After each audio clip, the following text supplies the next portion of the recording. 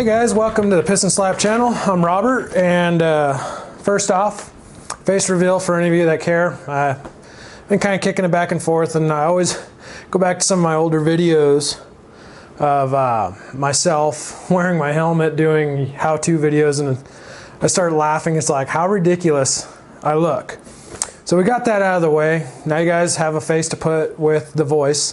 Arizona Desert Dog had called me out on the game of nines and asked me a couple questions, and a couple other guys as well. Let's just jump into the questions, and then you guys can look around my garage and stuff like that. And what I'm going to do is probably just move myself up over in the corner and throw a couple videos of me riding with the new Sony FDR X3000, which is what I'm filming this in right now. So hopefully everything works out. And you guys get to some motorcycle riding in as well. Currently it's really cold out. It's like 20 degrees. We've had freezing fog, freezing rain, snow.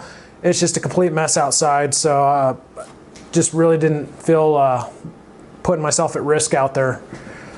So the first question is, what was my first bike? My first bike was I don't know the year, but it's right around 1970, and I'm not that old. It's just, it was a bike I found in a scrap pile at my dad's friend's house, and he gave it to my dad to give to my brother and I for Christmas. So it was a 1970s Kawasaki 75cc. I think it was, if I remember right, it was an automatic 3-speed, 2-stroke. So, and it was green and had the big chrome like apes on it, but it was a little like a mini bike with apes. Man, a lot of fun times on that. A real distinct memory of it was my cousin came over to ride it one time, and I told him, I was like, the bike is fast, and of course we're like 8 to 10. It was a long time ago. So fast to us back then was pretty much anything faster than running. And I said, this is where the brakes are and everything. And I remember him coming into my yard just screaming and just locked on the throttle in high gear and went right into my dad's work shed, right through the doors and everything. So that was my first bike. Why do I ride? Well, there's a lot of reasons why I ride. Enjoyment, fun, getting out and seeing things that you've never seen before. Not to say that I don't like riding the same thing over and over and over again, but the world is a huge, huge place, and just to limit yourself to one place, like here in Idaho we have Loman Loop, Bogus Basin Road, Warm Lake. There's a lot of things and rides, but there's so much more to ride. The whole state of Idaho, the whole United States, anywhere. So the question of why do I ride is mainly I like to get out and see things. Second would be just clearing my mind, stress relief, stuff like that. And then third would be pure entertainment and enjoyment. I've never named any of my bikes in the past. The 636 has no name other than the 636, which is just the model of it. The DRZ, I've called it the Doctor a few times, but everybody that has one I think calls it the Doctor. I don't know why, but that's about as far. And I don't like go around calling it the Doctor all the time. I just say the DRZ or the 400 or whatever, the dirt bike. So no, bikes don't really have names. Occasionally I might refer to them as her, and the sense that like my wife's like, well, what were you doing? And I was like, well, I was out on my girl all day riding her hard. But don't worry, I always bring my girls home with me, keep them inside. Question 4 is, what is your dream bike? I don't really know what my dream bike is because I go back and forth on stuff. Originally, my dream bike was the BMW S1000 RR, and I think that was the HP4 edition. But being a poor boy like myself, I could never afford a bike like that. The HP4 is quite expensive. And it would just kill me if anything ever happened to a bike like that.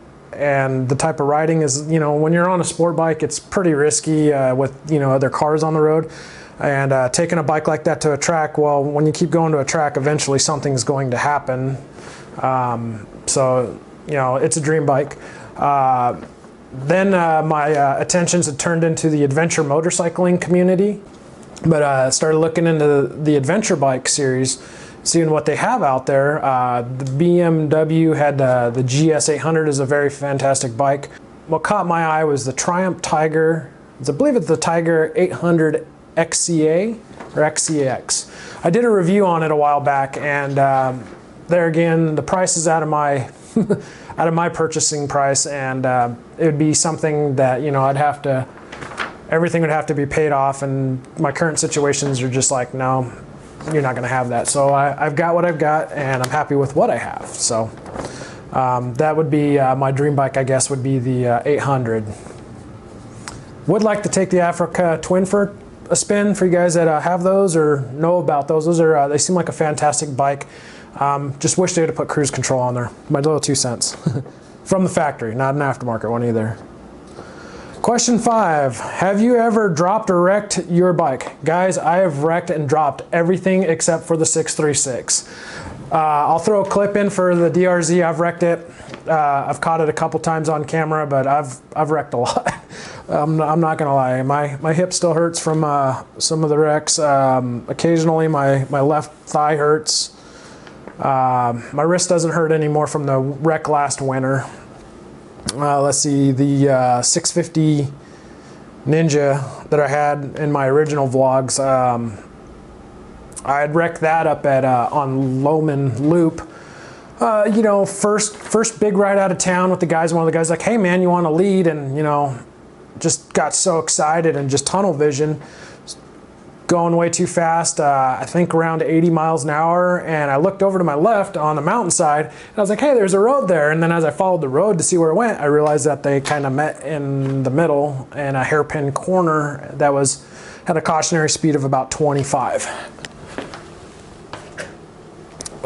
So with that, I target fixated in the corner, crammed the rear brake, and laid it down right in the dirt into the side of the mountain. Didn't hurt myself, scratched up the fairings and busted some stuff, but the bike was still drivable. That was my first major crash on the street / dirt, because I left the street into the dirt. Don't have that on video, guys. Sorry, I wish I did. That would have been kind of cool-ish. Question 6, do you prefer street or off-road? I love the street, guys. It's fun. Commuting back and forth to work on the sport bike's kind of nice. I'm really a mellow rider when it comes to riding around town. Get me out in the canyons or away from general public, and I kind of kick it up a notch. But really where it's at with a sport bike is at the track. And I'm not telling you guys that have sport bikes, hey, take it to the track. Because there was many years I rode and I never been to the track, I just did it out on the streets. But once being at the track, it's a total different, it's a game changer. You learn a lot. You really come to know your bike more than you could on the street. The dirt has become more of a passion nowadays for me, because growing up, having a family, you know, newborns and kids, stuff like that. Yeah, some of you guys can relate to that. When you're going 100 and whatever it is out on the street, you kind of sit back and think about, you know, are you going to come home for them? It's not so much, oh, I wrecked my bike and I might not make it, but you know, I've got loved ones that are depending on me. So I've kind of dialed it down out there and taken it to the dirt. It could still happen out in the dirt, but the dirt's a little bit more forgiving, and plus when you pop a wheelie or spin a cookie on a dirt bike out in the dirt, nobody cares. Your friends are like, ooh, that's cool, you know, or whoever, you know, might watch the videos when you're doing a wheelie or something, might think it's cool. But as far as Johnny Law is concerned, no harm, no foul. So yeah, street or dirt, if I had to, you know, pick one, currently I'll say off-road. I have a passion for off-road. I always have, with living in Northwest Arizona, being so close to Laughlin, with the Score coming to town. If you guys don't know what Score is, like the Baja 1000, where they race ridiculously powered trucks with monster-sized suspension and tires through the desert, along with all sorts of other things, all the way down to like a Volkswagen. They even have classes for quads and bikes. So I've always had a passion in the dirt. Or off-road, I should say. So question 7, when did you start vlogging? I meant to look up the date. I'm gonna have to throw it in here into video editing for my exact first date. I'll even throw a link to my first vlog. I'm not encouraging you, or I'm just putting it there for, you know, curiosity. If it's gonna kill the cat, easier for you to click on it. It's horrible. It is absolutely horrible. I've often debated on taking it off the internet because it's that horrible. But I like to look at it as a reference of where I've come from, as far as what I did then and what I've done now, and the quality of my videos, and stuff like that. So if off the top of my head, guys, see, right around March, April of 2014, I believe, was my very first vlog, the first words spoken. Why do I vlog? Well, I like to share to the community of the internet, the world, Idaho, Arizona, where I've ridden. You know, something you guys, if you got a nearby person that's watching my videos that likes to check a trail out, or, you know, check something out. Some of the street bike riders that have never left town, that, you know, check out Bogus Basin Road, Loman Loop. You know, you don't have to go a million miles an hour on the street to have fun, you know, just to get out and check it out.